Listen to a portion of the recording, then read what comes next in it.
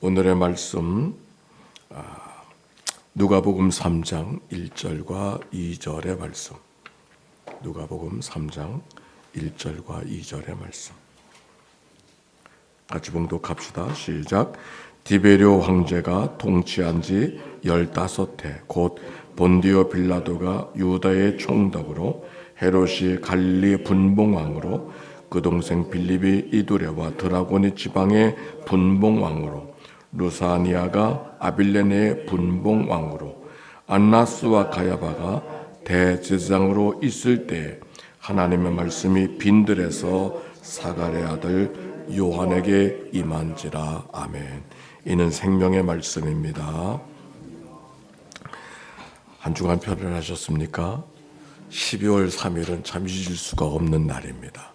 인천국제공항이 이제 새로운 공항으로 발돋움하는 바로 그날, 그것만으로 되었었으면 좋겠는데 비상기험으로 말미암아 모두가 밤잠을 설치고 어려운 시간이 되었습니다. 우리는 이미 계엄을 많이 경험을 해가지고 계엄의 상황이 어떻게 진행된다고 하는 것을 이미 학습한 사람들이 돼서 정말 여러 가지 생각이 복잡해지더라고요. 아직 다 해결된 것이 아니기에 우리가 기도하며 가야 될 거라고 생각하고, 특별히 국무총리 한덕수 장로님이 감리교회 권사님이셔요. 서울 종교교회 권사님. 아마 그분도 기도하면서 갈 거라고 생각하는데 아무쪼록 기도하면서 하나님을 소망하면서 가야 할 것입니다. 자, 이제 새로운 해가 되어져서 새로운 교회력을 읽어가고 있는데 이제부터 시작되어지는 교회력은 누가복음을 통해서 예수님의 생애를 따라가는 1년 동안이 되겠습니다. 근데 누가복음은 다른 복음서와 달리 이 역사를 소중하게 여겨요. 그래서 누가가 쓴 복음서가 누가복음이고 사도행전도 그 역사에 대한 이야기가 많이 기록이 되어져 있습니다. 그 역사를 소중하게 여겼다고 하는 이야기 속에서는 예수 그리스도가 누군가를 설명하는 이 누가의 역사는 하늘에서 뚝 떨어진 역사가 아니고 우리가 오늘도 고민하고 놀랍고 우리가 생각하고 겪어가는 우리들의 역사 속에 그 하나님의 역사가 담겨져 있다, 숨겨져 있다고 하는 것을 기억해야 할 것입니다. 인류의 역사는 두 가지의 역사로 주님 오시기 전의 역사와 주님 오신 후의 역사로 나눠지지 않습니까? Before Christ, Anno Domini. Anno Domini는 주님께로부터, 주님이 시작하신 그때로부터라고 하는 그런 말인 것이죠. 그래서 히스토리라고 하는 말은 정말 His 스토리가 되는 것을 알게 되는 것이죠. 그런 역사 속에 어떤 역사 속에 예수님이 오셨는가 1절에 보십시다. 시작. 디베rio 황제가 통치한 지 15해 곧 본디오 빌라도가 유다의 총독으로 헤롯이 갈릴리의 분봉왕으로 그 동생 빌립이 이두레와 드라고니 지방의 분봉왕으로 루사니아가 아빌레네의 분봉왕으로. 시작하는 말은 디베rio 황제가 이렇게 시작했어요. 디베리오는 로마의 황제 가운데 두 번째 황제입니다. 놀랍게도 로마라는 시대는 공화제였었기 때문에 민주주의적인 그런 제도를 통해서 시작되어진 나라이기 때문에 황제의 역사가 길지 않습니다. 시저가 왜 죽었는가? 황제가 되려고 했기 때문에 브루투스가 죽인 거예요. 결국은 첫 번째 황제가 가이사 아구스토가 첫 번째 황제고 여기 나오는 디베리오는 두 번째 황제가 됩니다.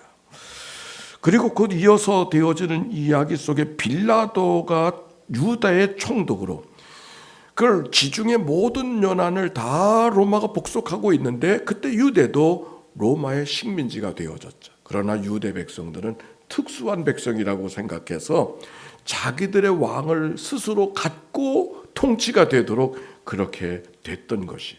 그래서 왕으로 일하던 사람이 헤롯이라는 사람이고, 이 사람은 유대 전체를 다스렸기 때문에, 그 지역을 전체를 다스렸기 때문에 헤롯 대왕이라고 이야기합니다. 헤롯 대왕 시절은 총독이 없었어요. 근데 그가 세상을 떠난 다음에 나라를 세 쪽으로 갈라서 분봉왕 영주같이 갈라지는데, 그 유대 본토 거기는 아켈라오 헤롯을 통해서 다스리고, 갈릴리 지방은 안디바 헤롯을 통해서 가서요. 그 밖에 더 먼 분방에는 빌립 헤롯을 통해서 나라를 다스리게 되어졌습니다. 그런데 유대와 사마리아를 다스리고 있었던 아켈라 헤롯이 왕이 되자마자 폭정을 만들어가지고 백성들이 반란을 일으켰어요. 백성들이 반란을 일으키지 말라고 왕을 주었는데, 오히려 왕이 되니까 반란을 일으키니까 왕제도를 없애버리고 대신 로마가 직접 통치, 직할 통치, 그래서 온 사람이 빌라도가 되는 거예요. 그러니까 다른 데는 왕이 있었는데, 분봉왕이 있었는데, 유다 땅에는 빌라도 총독이 직할 통치를 하는 이런 시대가 오늘 성경의 배경인 것입니다. 오늘 이 이야기는 무엇을 이야기하려고 이렇게 시작하고 있는가? 유다가 철저하게 로마의 통치 속에 있음을 증언하고 있는 것이죠.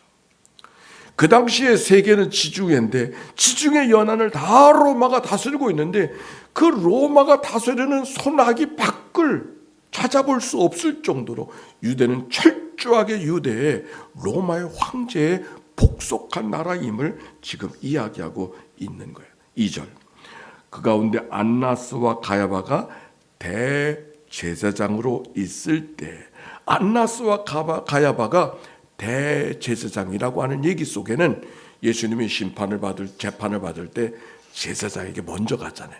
그때 재판을 받았던 사람이 처음엔 안나스에 갔다가 가야바, 안나스는 이 가야바의 장인 어른이 되어가지고 세습되고, 대제사장이 세습되고 있었을 때의 이야기를 지금 적고 있습니다. 무슨 이야기를 하려고 하는 거 아니니?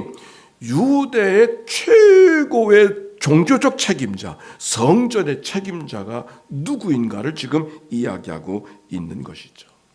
그런데 어떤 일이 벌어졌는가? 하나님의 말씀이 빈들에서 사가랴의 아들 요한에게 임한지라. 어떤 때라 그랬어요? 온 세상이 로마의 황제 속에 있었을 때, 아니 유대 나라의 모든 종교적 권위가 안나스와 가야바에게 있었을 때, 하나님은 로마의 황제가 아니고 안나스와 가야바가 아니고 누구에게? 요한에게 임하였음을 지금 이야기하고 있는 거예요. 이 말씀을 읽을 때 보니까 하나님께서 사무엘을 부르실 때 엘리 제사장이 있음에도 불구하고 그 제사장 엘리를 통해서가 아니라 수종 들고 있던 어린 사무엘을 통해서 하나님의 말씀이 들려졌다는 말씀이 오늘 성경 속에 오버랩되고 있는 겁니다. 그 요한, 그가 어디에 있었는가? 빈들에서. 빈들은 아무것도 기대할 것이 없는 것입니다. 로마의 황제가 갖고 있는 권력도, 지식도, 힘도, 부도, 넉넉함도, 여유로움도 없는 것이 빈들이었습니다.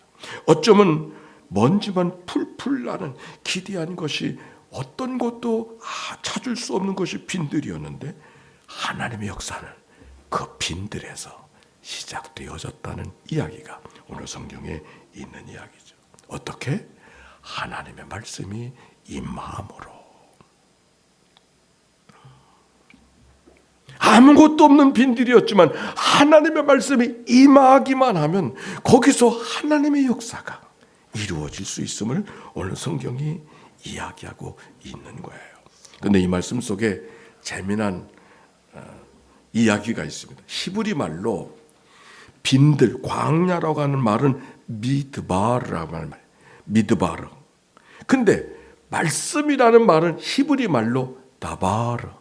그러니까 미드바르, 광야라는 말을 들을 때 사람들은 다바르? 빈들 자체가 말씀으로 들려지는, 그것이 바로 언어적 뉘앙스라 그럴까?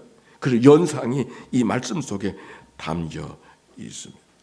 제가 생각했던 연상은 대통령에게 사퇴하라 그랬더니 사과한다고 한 말을 이렇게 했더구만요. 감사절에 감사세요.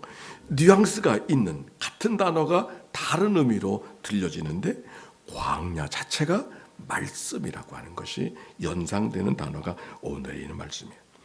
빈들이 어딘가? 아무것도 없는 자리에. 그건 아무것도 없는 것만이 아니라 오히려 말씀이 임하는 자리. 빈들이라는 그런 말씀이죠.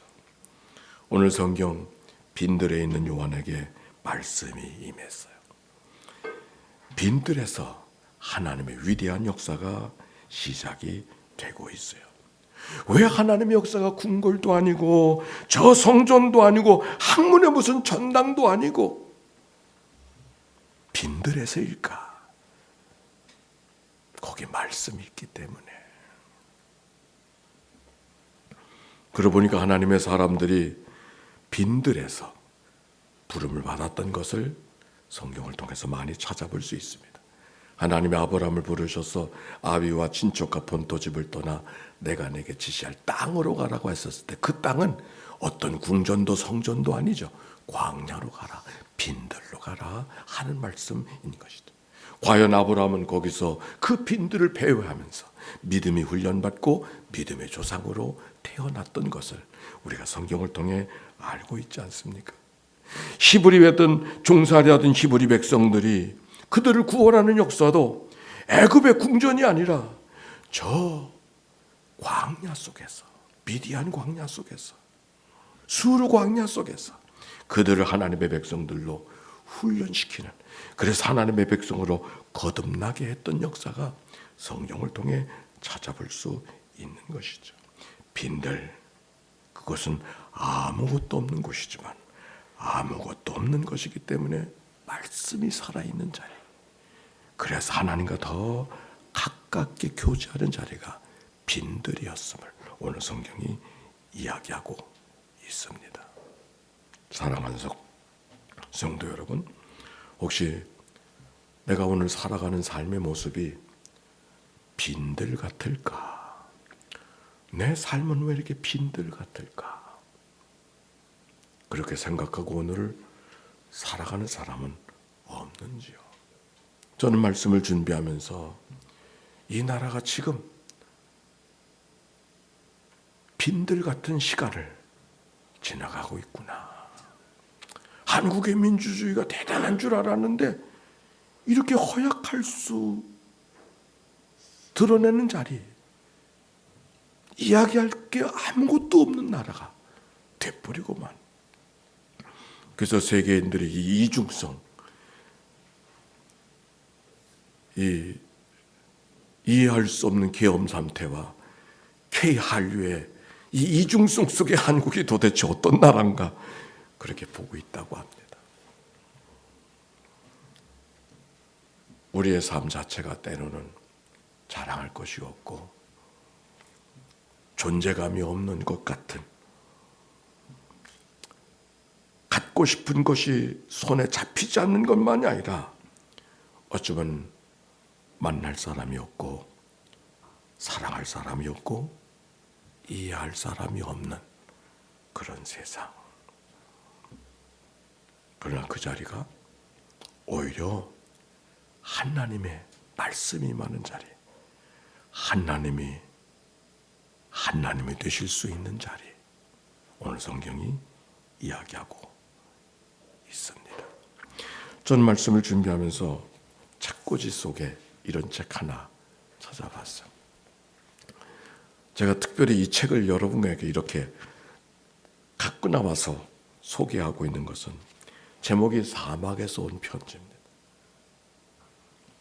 근데 이 책은 제가 군대에 있을 때, 제가 군단 사령부에 있었는데 군단 사령부가 바로 이렇게 예배당이 있고 천주교가 있고 불교가 같이 있습니다.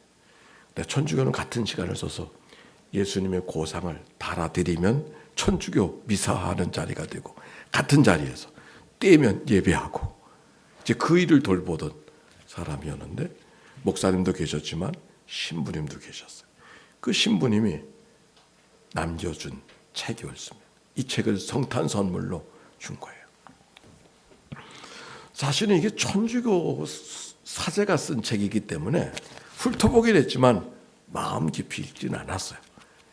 그런데 오늘 성경을 말씀을 준비하면서 이 사람을 다시 기억되어졌어요. 그래서 이 사람이 누군가 까레또라고 하는 이 사람 18살 때 소명을 받고 23살에 사제가 되기로 결심을 하고 그리고 그가 열심히 노력을 해서 캐톨릭 액션이라고 하는 이탈리아의 아주 행동하는 사제단으로 이름을 날리고 있었던 바로 그때 우리나라로 말하면 정의구현 사제단 같은 일에 책임자처럼 이렇게 일하던 사람이 이 사람이었는데 그렇게 열심히 그 사람이 없으면 나라가 제대로 될 것 같지 않은 그런 시대를 살던 바로 그때 그 모든 걸 다 툴툴 버리고 내려놓고 사하라의 사막으로 들어가서 거기서 묵상 중에 전해진 글이 책으로 나오는 것입니다.